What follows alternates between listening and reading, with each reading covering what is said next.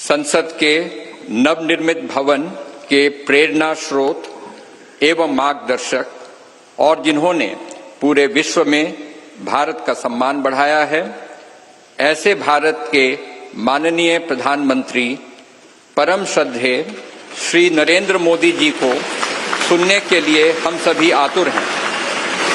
मैं माननीय प्रधानमंत्री जी से विनम्रता पूर्वक निवेदन करूंगा कि वे इस सभा को अपने विचारों से अनुग्रहित करने की कृपा करें। माननीय प्रधानमंत्री जी।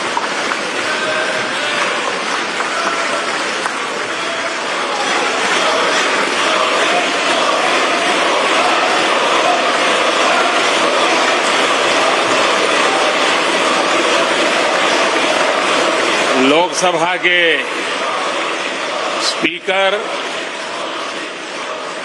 आदरणीय श्री ओम बिरला जी, राज्यसभा के उपसभापति श्री हरिवंश जी, माननीय सांसदगण, सभी वरिष्ठ जनप्रतिनिधि, विशिष्ट अतिथि, अन्य सभी महानुभाव और मेरे प्यारे देशवासियों, हर देश की विकास यात्रा में कुछ पल ऐसे आते हैं जो हमेशा के लिए अमर हो जाते हैं।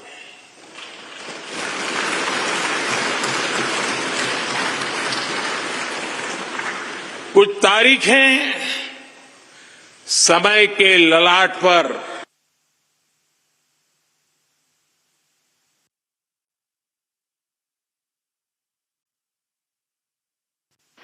आज 28 मई 2023 का ये दिन ऐसा ही शुभ अवसर है।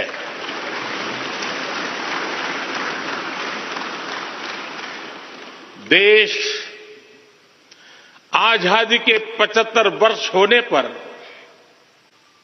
अमृत महोत्सव मना रहा है। इस अमृत महोत्सव में भारत के लोगों ने अपने लोकतंत्र को संसद के इस नए भवन का उपहार दिया है।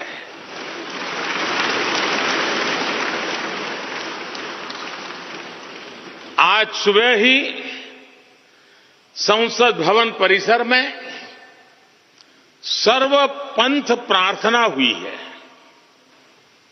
मैं सभी देशवासियों को भारतीय लोकतंत्र के इस स्वर्णिम क्षण की बहुत बहुत बधाई देता हूं।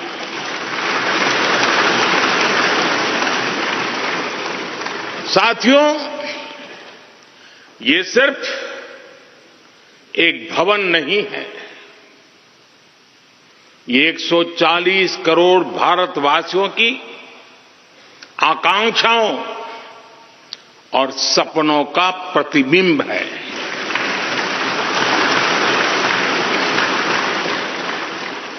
ये विश्व को भारत के दृढ़ संकल्प का संदेश देता हमारे लोकतंत्र का मंदिर है।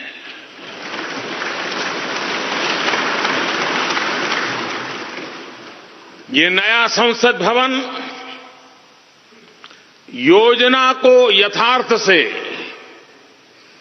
नीति को निर्माण से, इच्छा शक्ति को क्रिया शक्ति से, संकल्प को सिद्धि से जोड़ने वाली अहम कड़ी साबित होगा। ये नया भवन हमारे स्वतंत्रता सेनानियों के सपनों को साकार करने का माध्यम बनेगा। ये नया भवन आत्मनिर्भर भारत के सूर्योदय का साक्षी बनेगा।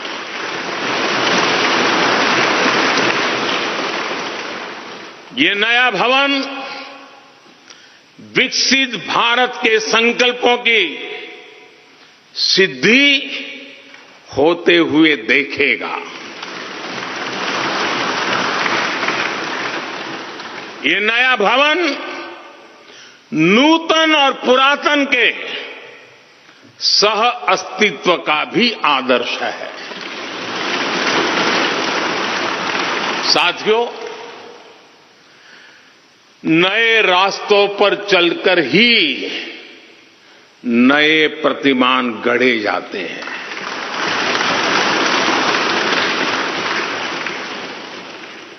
आज नया भारत नए लक्ष्य तय कर रहा है,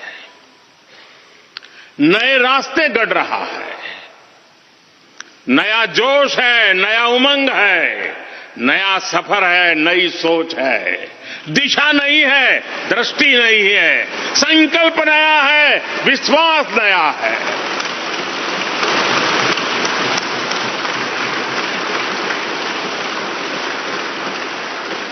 और आज फिर एक बार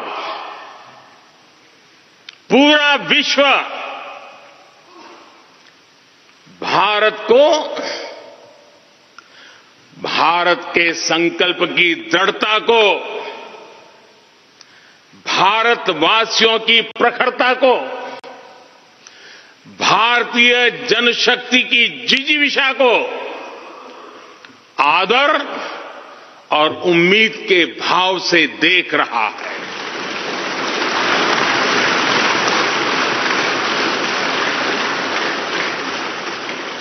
जब भारत आगे बढ़ता है तो विश्व आगे बढ़ता है।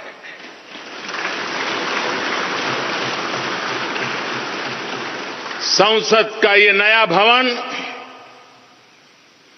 भारत के विकास से विश्व के विकास का भी आह्वान करेगा।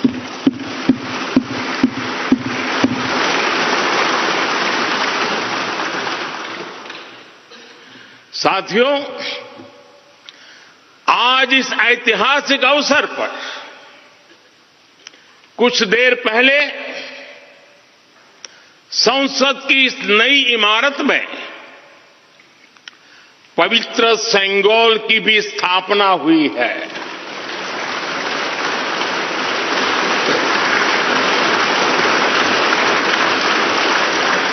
महान चोल साम्राज्य में सेंगोल को कर्तव्य पथ का, सेवा पथ का, राष्ट्र पथ का प्रतीक माना जाता था।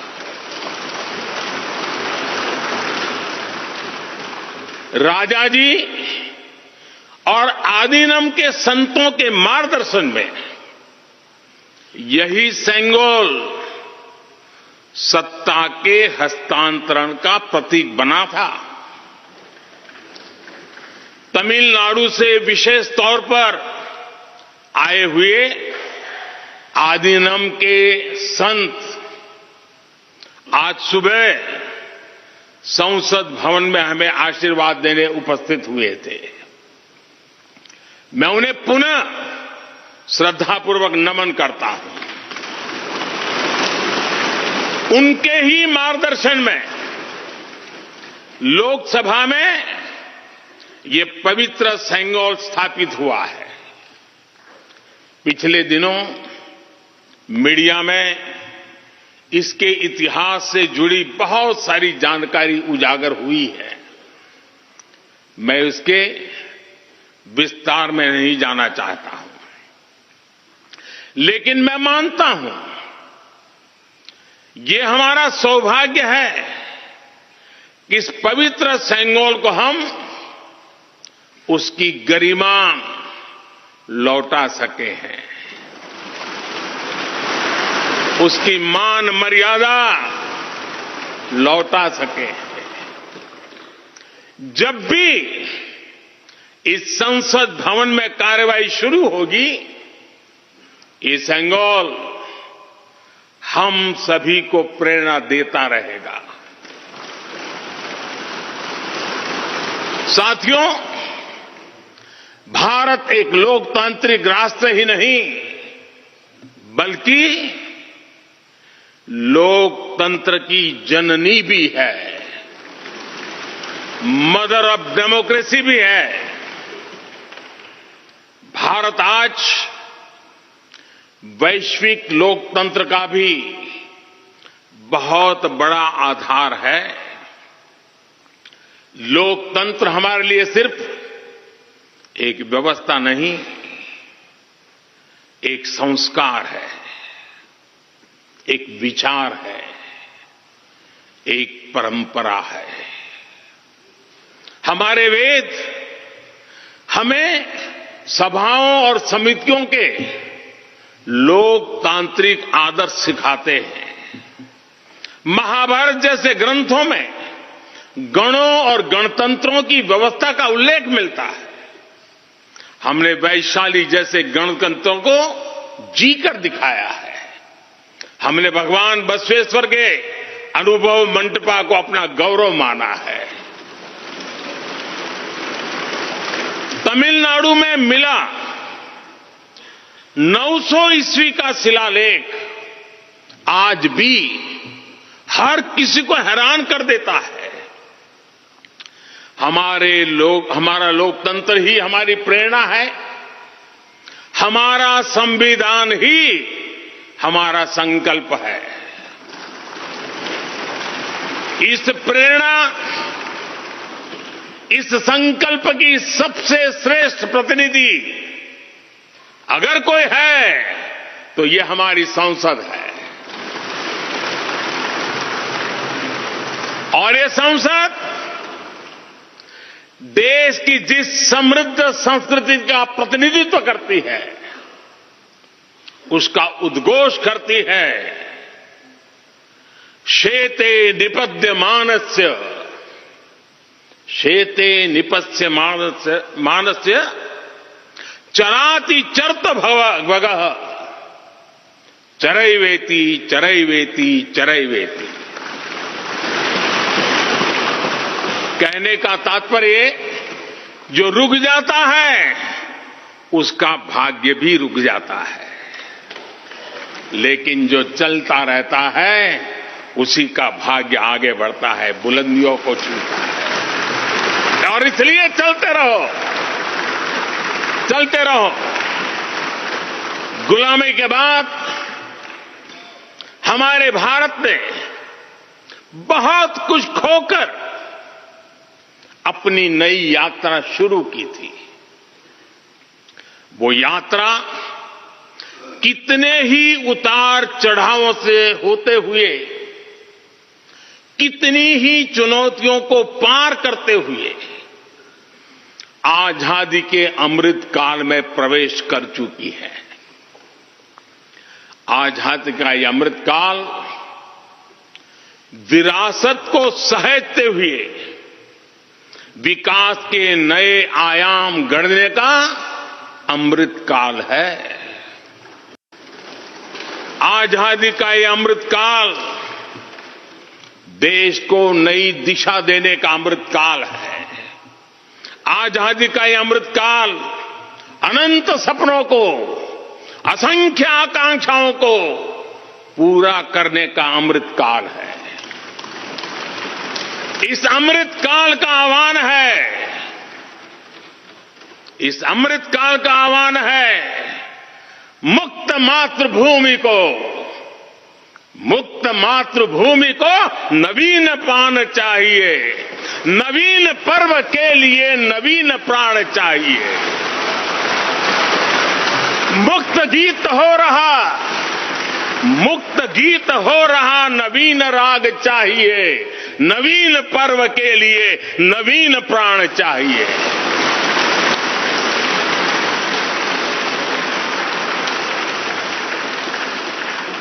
और इसलिए भारत के भविष्य को उज्जवल बनाने वाली इस कार्यस्थली को भी उतना ही नवीन होना चाहिए,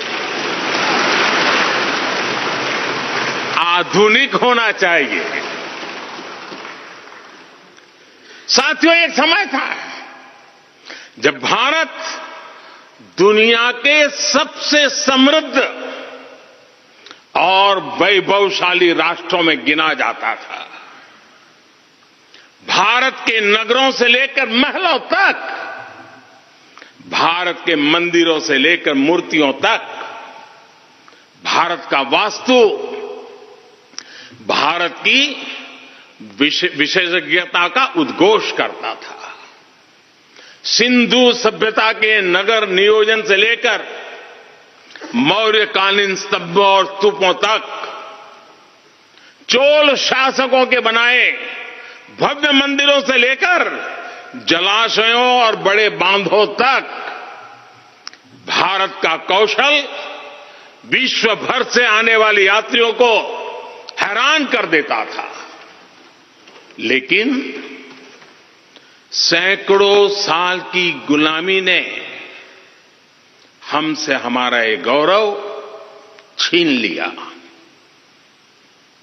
एक ऐसा भी समय आ गया जब हम दूसरे देशों में हुए निर्माण को देखकर मुग्ध होने लग गए। 21वीं सदी का नया भारत, बुलंद हौसले से भरा हुआ भारत, अब गुलामी की उस सोच को पीछे छोड़ रहा है।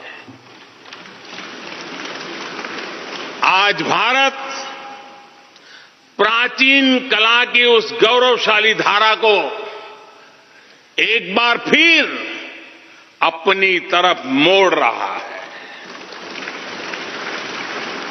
और संसद की ये नई इमारत इस प्रयास का जीवंत प्रतीक बनी है।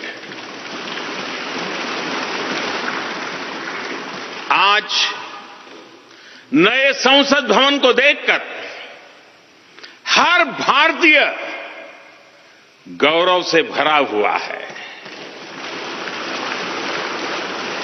इस भवन में विरासत भी है, वास्तु भी है, इसमें कला भी है, कौशल भी है, इसमें संस्कृति भी है और संविधान के स्वर भी है। आप देख रहे हैं कि लोकसभा का आंतरिक हिस्सा, यहां भी देखिए, यहां भी देखिए, राष्ट्रीय पक्षी मोर पर आधारित है। राज्यसभा का आंतरिक हिस्सा राष्ट्रीय फूल कमल पर आधारित है और संसद के प्रांगण में हमारा राष्ट्रीय वृक्ष बरगद भी है। हमारे देश के अलग अलग हिस्सों की जो विविधता है, इस नए भवन ने उन सबको समाहित किया है। इसमें राजस्थान से लाए गए ग्रेनाइट और बलुआ पत्थर लगाए गए हैं। ये जो लकड़ी का काम आप देख रहे हैं ना, वो महाराष्ट्र से आई है। यूपी में भदोही के कारीगरों ने इसके लिए अपने हाथ से कालीनों को बुना है। एक तरह से इस भवन के कण कण में हमें एक भारत श्रेष्ठ भारत की भावना के दर्शन। साथियों, संसद के पुराने भवन में सभी के लिए अपने कार्यों को पूरा करना कितना मुश्किल हो रहा था, ये हम सभी जानते हैं। टेक्नोलॉजी से जुड़ी समस्याएं थी, बैठने की जगह से जुड़ी चुनौती थी। इसलिए ही बीते 1.5-2 दशकों से ये चर्चा लगातार हो रही थी कि देश को एक नए संसद भवन की आवश्यकता है और हमें ये भी देखना होगा कि आने वाले समय में सीटों की संख्या बढ़ेगी, सांसदों की संख्या बढ़ेगी, वो लोग कहां बैठते हैं? और इसलिए ये समय की मांग थी कि संसद की नई इमारत का निर्माण किया जाए। और मुझे खुशी है कि भव्य इमारत आधुनिक सुविधाओं से पूरी तरह लैस है। आप देख रहे हैं कि इस समय भी इस हॉल में सूरज का प्रकाश सीधे आ रहा है, बिजली कम से कम खर्च हो, हर तरफ लेटेस्ट टेक्नोलॉजी वाले गैजेट्स हो, इन सभी का इसमें पूरा ध्यान रखा गया है। साथियों, आज सुबह ही मैं इस संसद भवन को बनाने वाले श्रमिकों के एक समूह से मिला हूं। इस संसद भवन ने करीब 60,000 श्रमिकों को रोजगार देने का भी काम किया है। उन्होंने इस नई इमारत के लिए अपना पसीना बहाया है। मुझे खुशी है कि इनके श्रम को समर्पित एक डिजिटल गैलरी भी संसद में बनाई गई है और विश्व में शायद ये पहली बार हुआ होगा। संसद के निर्माण में अब उनका योगदान भी अमर हो गया है। साथियों, कोई भी एक्सपर्ट अगर पिछले 9 वर्षों का आकलन करे तो पाएगा कि ये 9 साल भारत में नव निर्माण के रहे हैं, गरीब कल्याण के रहे हैं। आज हमें संसद की नई इमारत के निर्माण का गर्व है, तो मुझे पिछले 9 साल में गरीबों के 4 करोड़ घर बनने का भी संतोष है। आज जब हम इस भव्य इमारत को देखकर अपना सर ऊंचा कर रहे हैं, तो मुझे पिछले 9 साल में बने 11 करोड़ शौचालयों का भी संतोष है, जिन्होंने महिलाओं की गरिमा की रक्षा की, उनका सर ऊंचा कर दिया। आज जब हम इस संसद भवन में सुविधाओं की बात कर रहे हैं, तो मुझे संतोष है कि पिछले 9 साल में हमने गांवों को जोड़ने के लिए 4 लाख किलोमीटर से भी ज्यादा सड़कों का निर्माण किया।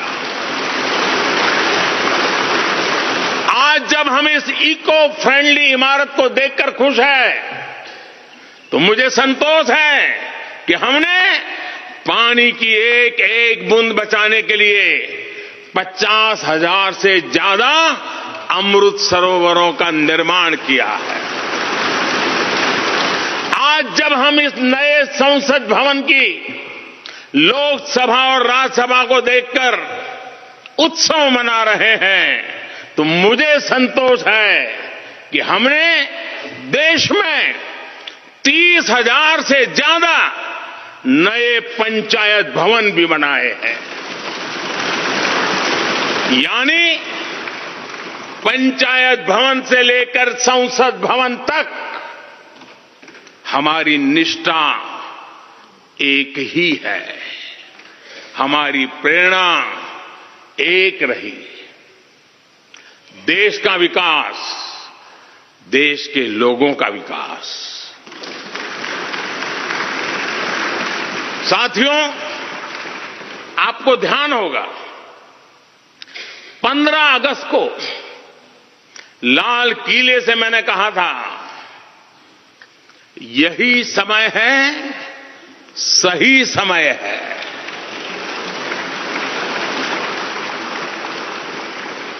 हर देश के इतिहास में ऐसा समय आता है जब देश की चेतना नए सिरे से जागृत होती है। भारत में आजादी के 25 साल पहले, 47 के पहले 25 साल याद कीजिए, आजादी के 25 साल पहले ऐसा ही समय आया था। गांधी जी के असहयोग आंदोलन ने पूरे देश को एक विश्वास से भर दिया था। गांधी जी ने स्वराज के संकल्प से हर भारतवासी को जोड़ दिया था। ये वो दौर था जब हर भारतीय आजादी के लिए जी जान से जुट गया था। इसका नतीजा हमने 1947 में भारत की आजादी के तौर पर देखा। आजादी का ये अमृतकाल भी भारत के इतिहास का ऐसा ही पड़ाव है। आज से 25 साल बाद भारत अपनी आजादी के 100 वर्ष पूरे करेगा। हमारे पास भी 25 वर्ष का अमृत कालखंड है। इन 25 वर्षों में हमें मिलकर भारत को विकसित राष्ट्र बनाना है।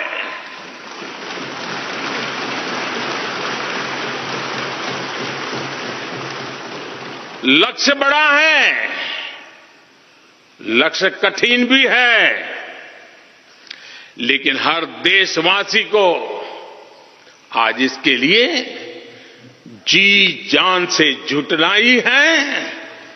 नए प्रण लेने हैं, नए संकल्प लेने हैं, नई गति पकड़नी है। और इतिहास गवाह है कि हम भारतीयों का विश्वास सिर्फ भारत तक ही सीमित नहीं रहता। हमारी आजादी की लड़ाई ने दुनिया के बहुत सारे देशों में उस समय एक नई चेतना जागृत कर दी थी। हमारी आजादी की लड़ाई से भारत तो आजाद हुआ ही, साथ ही कई देश आजादी की राह पर चल पड़े। भारत के विश्वास ने दूसरे देशों के विश्वास को सहारा दिया था। और इसलिए भारत जैसा विविधता से भरा देश, इतनी बड़ी आबादी वाला देश, इतनी सारी चुनौतियों से लड़ने वाला देश जब एक विश्वास के साथ आगे बढ़ता है तो इससे दुनिया के अनेक देशों को प्रेरणा भी मिलती है।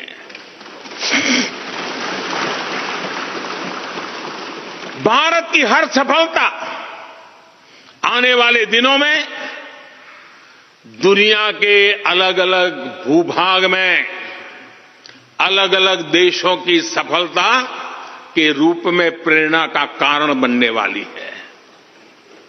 आज यदि भारत तेजी से गरीबी दूर करता है तो ये कई देशों को गरीबी से बाहर आने की प्रेरणा भी देता है।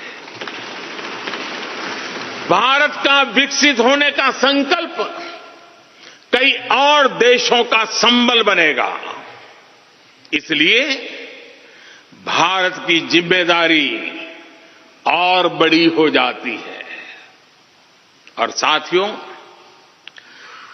सफलता की पहली शर्त सफल होने का विश्वास ही होती है। ये नया संसद भवन इस विश्वास को नई बुलंदी देने वाला है। ये विकसित भारत के निर्माण में हम सभी के लिए नई प्रेरणा बनेगा। ये संसद भवन हर भारतीय के कर्तव्य भाव को जागृत करेगा।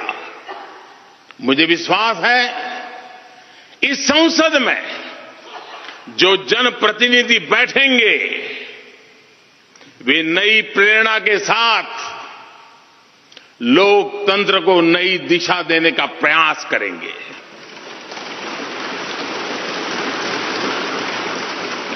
हमें नेशन फर्स्ट की भावना से आगे बढ़ना होगा। इदम राष्ट्राय इदम न मम। हमें कर्तव्य पथ को सर्वोपरि रखना होगा। कर्तव्यमेव कर्तव्यम अकर्तव्यम न कर्तव्यम। हमें अपने व्यवहार से उदाहरण प्रस्तुत करना होगा। यद यदाचरति श्रेष्ठ तत्देव इतरो जनः। हमें निरंतर खुद में सुधार करते रहना होगा। उद्धरेत आत्मना आत्मानाम। हमें अपने नए रास्ते खुद बनाने होंगे। अपदीवो भव। हमें खुद को खपाना होगा, तपाना होगा। तपसो ही परम नास्ति तपसा बिंदते महत। हमें लोक कल्याण को ही अपना जीवन मंत्र बनाना होगा। लोकहितम मम करणीयम। जब संसद के इस नए भवन में हम अपने दायित्वों का ईमानदारी से निर्वहन करेंगे तो देशवासियों को भी नई प्रेरणा मिलेगी। साथियों, दुनिया के सबसे बड़े लोकतंत्र को यह नई संसद एक नई ऊर्जा और नई मजबूती प्रदान करेगी। हमारे श्रमिकों ने अपने पसीने से इस संसद भवन को इतना भव्य बना दिया है।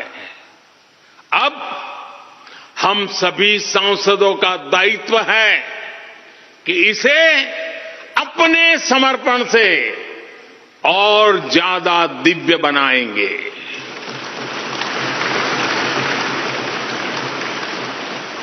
एक राष्ट्र के रूप में हम सभी 140 करोड़ भारतीयों का संकल्प ही इस नई संसद की प्राण प्रतिष्ठा है।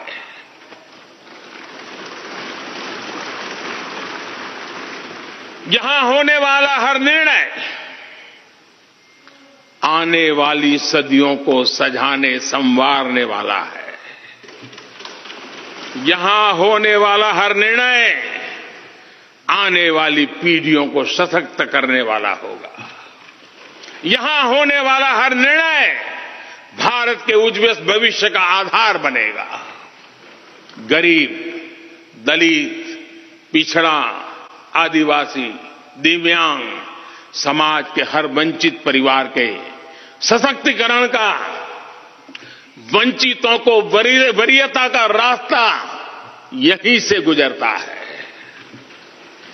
इस नए संसद भवन की हर ईंट, हर दीवार, इसका कण कण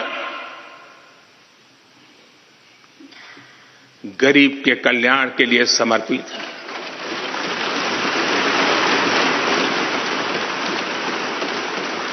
अगले 25 वर्षों में संसद के इस नए भवन में बनने वाले नए कानून भारत को विकसित भारत बनाएंगे। इस संसद में बनने वाले कानून भारत को गरीबी से बाहर निकालने में मदद करेंगे। इस संसद में बनने वाले कानून देश के युवाओं के लिए, महिलाओं के लिए नए अवसरों का निर्माण करेंगे। मुझे विश्वास है संसद का यह नया भवन नए भारत के सृजन का आधार बनेगा। एक समृद्ध, सशक्त और विकसित भारत नीति, न्याय, सत्य, मर्यादा और कर्तव्य पथ पर और सशक्त होकर चलने वाला भारत। मैं समस्त भारतवासियों को नए संसद भवन की फिर से बहुत बहुत बधाई देता हूं। धन्यवाद।